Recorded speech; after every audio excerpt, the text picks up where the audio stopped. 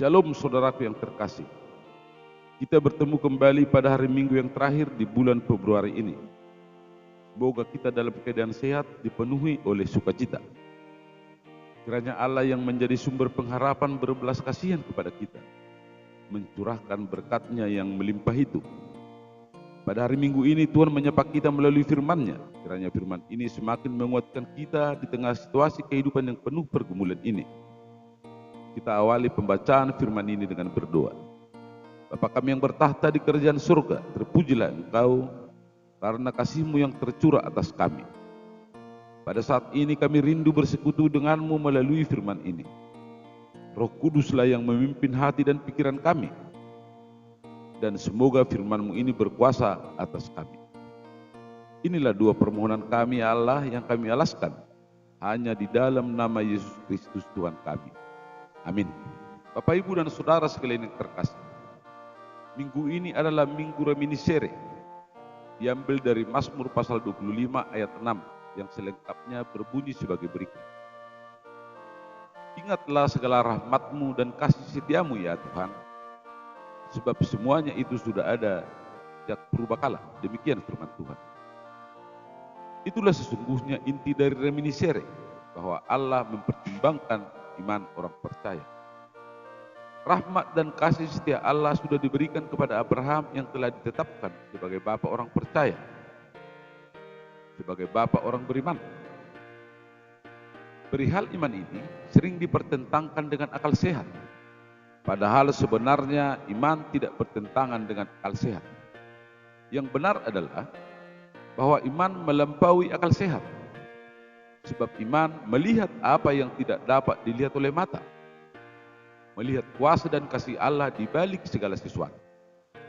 Kuasa Allah hanya bisa dilihat dengan iman, dan oleh karena itu hanya dapat dialami dan dihidupi oleh orang beriman.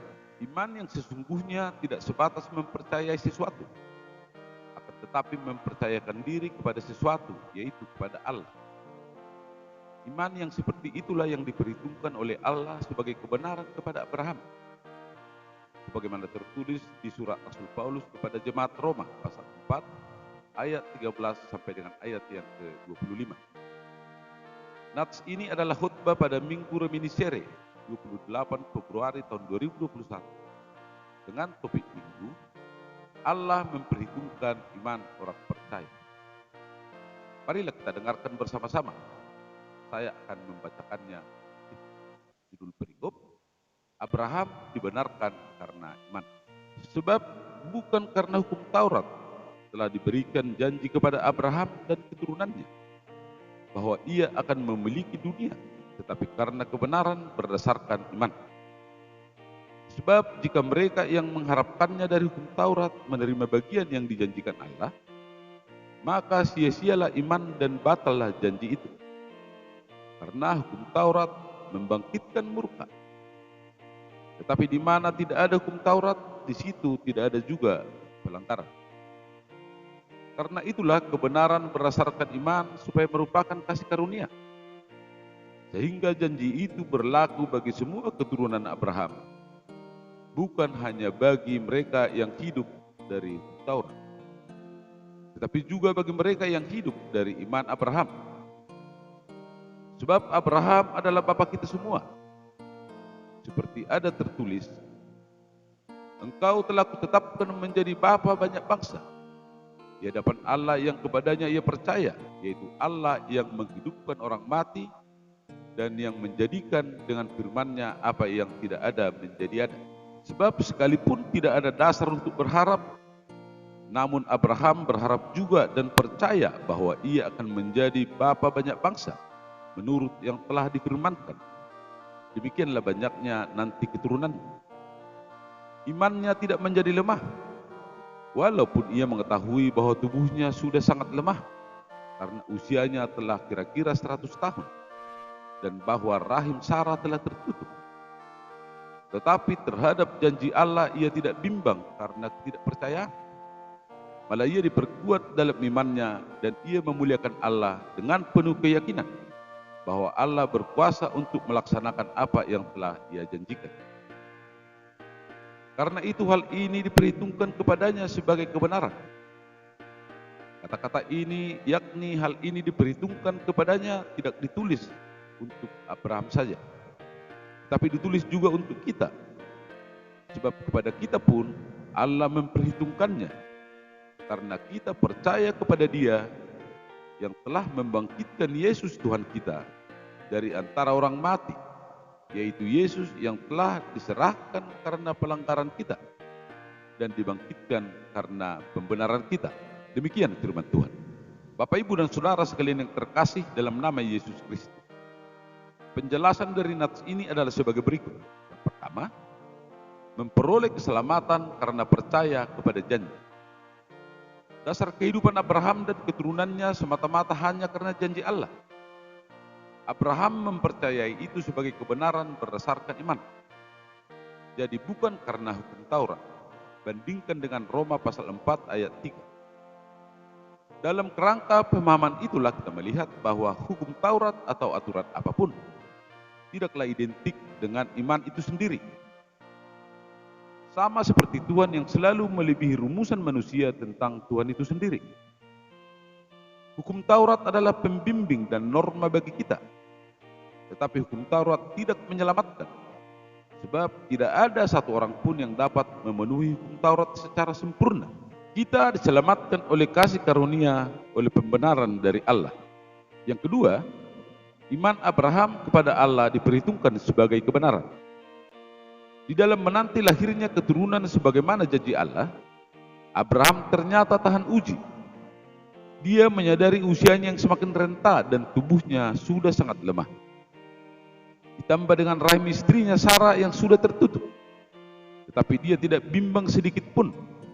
Malah imannya semakin kuat dan memuliakan Allah dengan penuh keyakinan bahwa Allah berkuasa untuk merealisasi apapun yang telah dijanjikannya.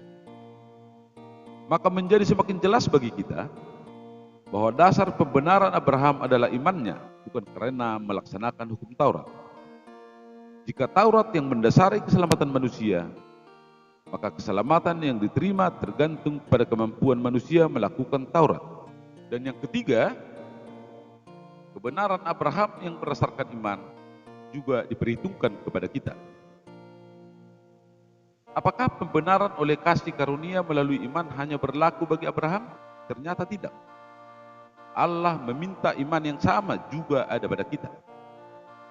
Kita harus paham bahwa diri kita tidak mampu berbuat apa-apa agar layak memasuki hadirat Allah. Maka kita harus percaya kepada Kristus yang oleh Allah telah dibangkitkan dari antara orang mati karena dosa kita, dibangkitkan karena pembenaran kita. Jalan keselamatan yang dari Allah tidak akan pernah dapat kita capai melalui perbuatan baik, melainkan hanya oleh anugerah Allah. Bapak, Ibu, dan Saudara sekalian yang terkasih dalam nama Yesus Kristus, marilah kita mengambil pokok-pokok penting dari khutbah ini sebagai berikut. Yang pertama, iman adalah hidup yang tunduk. Iman tidak mungkin tanpa pengakuan iman. Tetapi iman tidak sekedar mempercayai pengakuan iman tertentu. Pengakuan iman memang sangat penting bagi orang percaya, tetapi bukanlah segala-galanya. Sebab iman selalu lebih besar dari rumusan pengakuan iman apapun. Sebagaimana Allah pasti selalu melebihi rumusan manusia tentang Allah itu sendiri. Iman itu menyangkut hati, dan iman berasal dari hati kita yang terdalam, sebagai respon terhadap sesuatu yang kita yakini sebagai yang paling bernilai dan yang paling menentukan dalam hidup kita.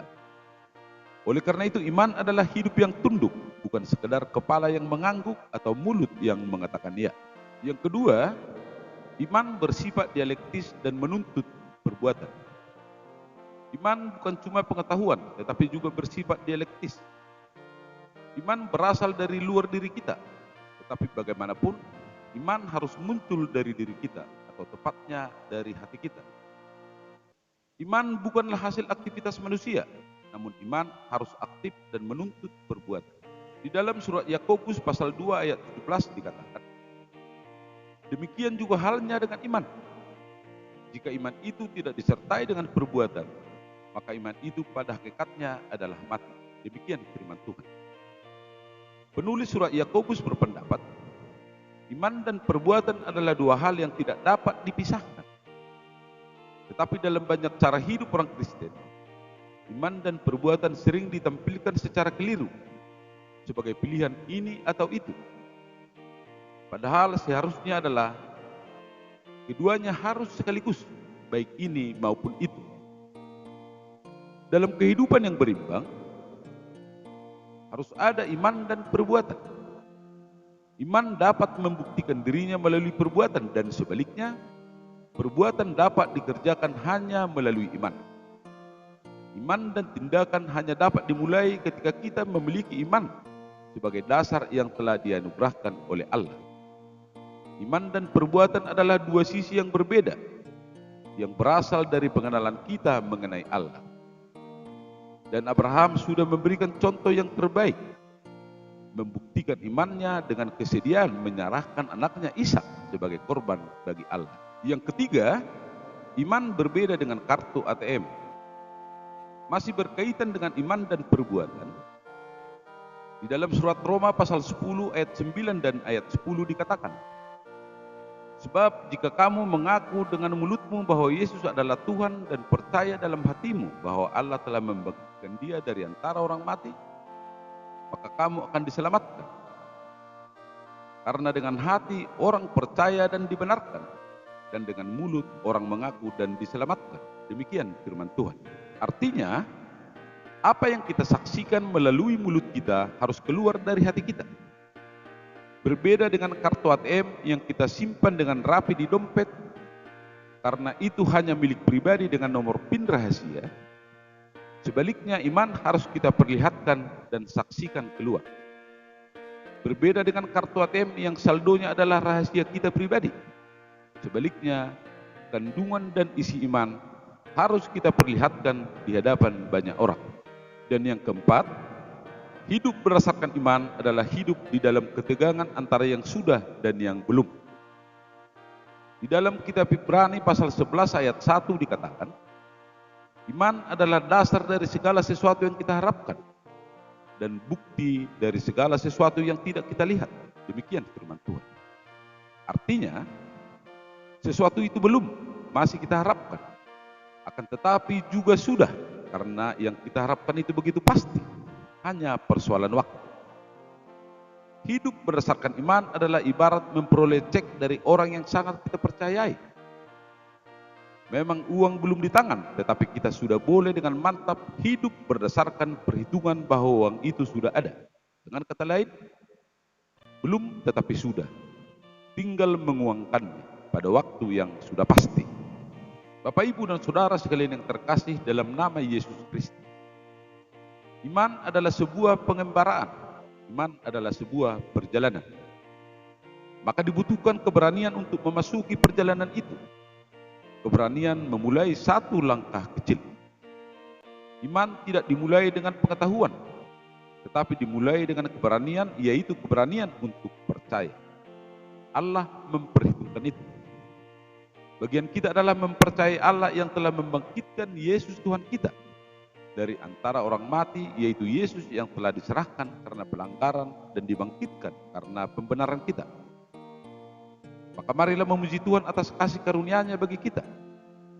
Marilah memberitakan keadilan-Nya, sebab Ia telah melakukannya. Sekali lagi, di Mazmur pasal 22 ayat 32 dikatakan, sebab Ia telah melakukannya. Selamat beribadah di Minggu Reminiscere. Kiranya Tuhan memberkati kita. Amin.